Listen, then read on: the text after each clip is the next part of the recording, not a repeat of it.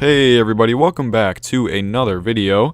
Today what I wanted to talk to you guys about is why crested geckos are one of the best pet reptiles to own. Now I'm kind of shocked that I haven't made this video considering I'm mostly a crested gecko channel.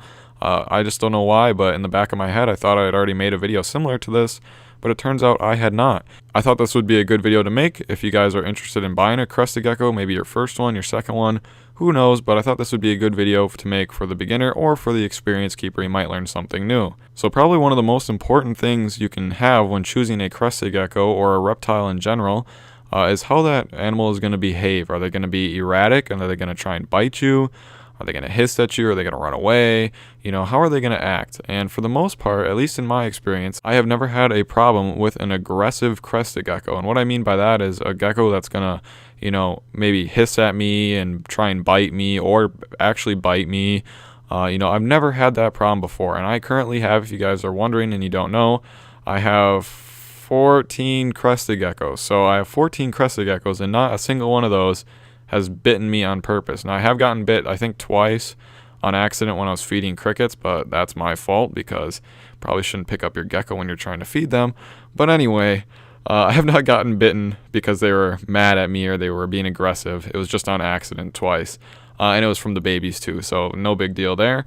And I've gotten these geckos from all over the place, bunch of different breeders, so I'm pretty sure that the majority of crested geckos aren't going to be aggressive. Now, with every animal, there's going to be some outliers. You might get one that's going to be aggressive, but I would say it's highly unlikely, especially if you're buying a baby and you're going to raise it up. It's unlikely that it's going to be aggressive towards you. Now, I have seen videos on YouTube of aggressive crested geckos, and, I'm not sure. I'm not sure the whole situation there, so I can't really comment on that. But I would just say if you're thinking about getting a crested gecko and you watch those videos, that's not the case for most crested geckos. Most crested geckos are pretty nice. And pretty easygoing in general. Even if they're not aggressive, you might get a gecko that's going to be more jumpy than other ones, or you might get one that's really laid back. Now, something I've noticed personally, keeping my crested geckos, is that they generally tend to calm down after a while. Even if they're an adult, they tend to calm down after working with them for a while. As you guys probably know if you watch my channel, King is probably one of the calmest geckos on this planet, and I got him like that. He was never a jumpy gecko. But Lissa, who is probably one of my favorite geckos, I'm sure you guys have seen her, she's black and orange, she was horrible. I could not hold her in the beginning. I could not even touch her in the beginning without her running away from me. So it's amazing to see that she is pretty calm. She still climbs a little bit, but how calm she got in just the span of 1 year. So, it is possible. Some of my other adult geckos or juvenile geckos that are really jumpy are starting to calm down now too. It can be kind of intimidating if this is going to be your first reptile, if you have one that's going to be jumpy all over the place. But if you just work with them, you should be able to tame them down eventually. They might always be a little bit more jumpier, but you shouldn't have a problem in general. Crested geckos are very mild and very well-mannered in general, at least in my opinion. And I think they make great pets in that aspect. Temperament being one of the most important things, one of the next important things is going to be, what is it like to care for them? If it's really difficult and they need a 10-foot by 10-foot enclosure, obviously for most people that's not going to be possible. So for crested geckos, this is also a very good part on keeping them. They're pretty easy to keep. They're probably one of the easiest reptiles to keep and maintain in general. I'm going to talk about feeding them in just a little bit, but just as far as enclosures go and cage size and everything like that, it's very manageable. Most people have enough space for a crested gecko tank. Personally speaking, I think a 12 by 12 by 18 Exoterra tank is big enough for one adult, but if you have the money and you have more space and you want to do an 18 by 18 by 24, that's perfectly fine too. Personally, I've never had a Exoterra tank yet, so I wouldn't know what those are like, but I know the 18 by 18 by 24 is pretty big. The 12 by 12 by 18 is fine for an adult crested gecko. I would not put two in there though. But you can also go the cheap route for a tub. Now, if this is going to be your only reptile, you don't really have to do that because you can probably afford to buy a tank. But if you're like me and you got 14 of them, those Exoterra cages start adding up quite quickly. So if you're looking for a tub, probably like a 64 quart tub is fine for two females. I keep two females in my 64 quart tubs with plenty of room to move around. I could probably even put three in there if I really wanted to. But you just got to find a tub that's taller rather than wider, and that can be kind of hard. So that's just something to keep in mind. But if you're going to go to cheap route, you can also do the tubs. They don't really need heat or lighting for most people, unless you're living somewhere in like Alaska and it's like 50 degrees in your house. You should be okay with just room temperature, somewhere between 70 and 75, maybe a little bit higher. It's not going to kill them if they get to 80, but you don't want to go anything above that. And just for the most part, it's pretty simple. Like a lot of the other geckos or lizards are going to need heat lamps or heat pads or something like that, or some special lights, and these guys don't need any of that. But that doesn't mean you should keep them in the dark necessarily, but I just have mine by the windows, and they get natural light during the day, and then they get dark at night, obviously. So very cheap to set up. They just need some climbing plants, some stuff to climb on in their enclosure. So it's very easy to set up a crested gecko tank. You can probably set up a tub enclosure for less than $20 or a tank for less than $100. So that's very cheap for a reptile kind of in this category here. Moving down the list, I wanted to talk to you guys quickly about feeding them. Crested geckos are also extremely easy to feed compared to most other reptiles. They're willing to take the Pangea or Rapashi diet or any of the other mixed diets that you can find on the market. It's pretty simple. You just mix them with water and you give them into their tank, and they'll go out and they'll lick out of it. So that's very simple compared to feeding mealworms every day or every other night like you would with leopard geckos.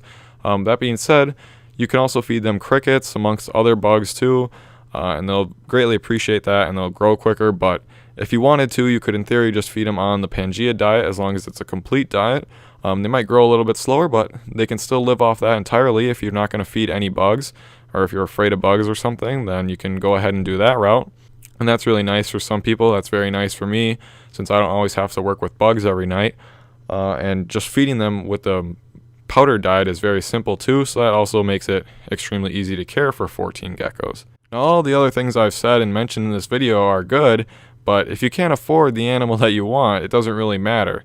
And that's why crested geckos are also very nice. If you're looking for just a pet crested gecko, you don't care about the colors or anything like that, you can pick one up from an expo or a pet store for probably $25 to $40. My pet stores over here carry them for about $40 to $60. But if you went to a show, you can probably get some for $25 or more, or a little bit less maybe, depending on what they're like. But you can find some pretty cheap crested geckos out there. The food itself isn't very expensive at all, especially if you only have one gecko. One $20 bag might last you half a year or more.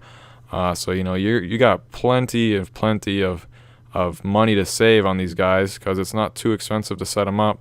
Once you get their cage, that's a one-time purchase. Once you get the gecko, a one-time purchase. And then the food is not very expensive at all, especially for one gecko. So you're looking at probably a yearly cost of less than $50, probably more like 20 or 30 to be honest with you.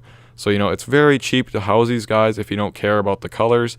But even if you want something a little bit more fancy, you want something a little bit more exotic color-wise or morph-wise, these days you can pick up some pretty nice geckos for under $100, and even for under $200, you have a lot of options for under $200, especially if you're going to be buying a baby. I mean, you can get some very beautiful geckos for under $200. So that's also a good plus about this, is all the morphs are pretty well available. As long as you don't want a lily white or something like that as your first one, you're going to be pretty good. You can get pretty much any morph you want for under $200 these days, as long as it's a baby. You got your pinstripes, you got your anything along those lines, pretty much under $200 you can find them.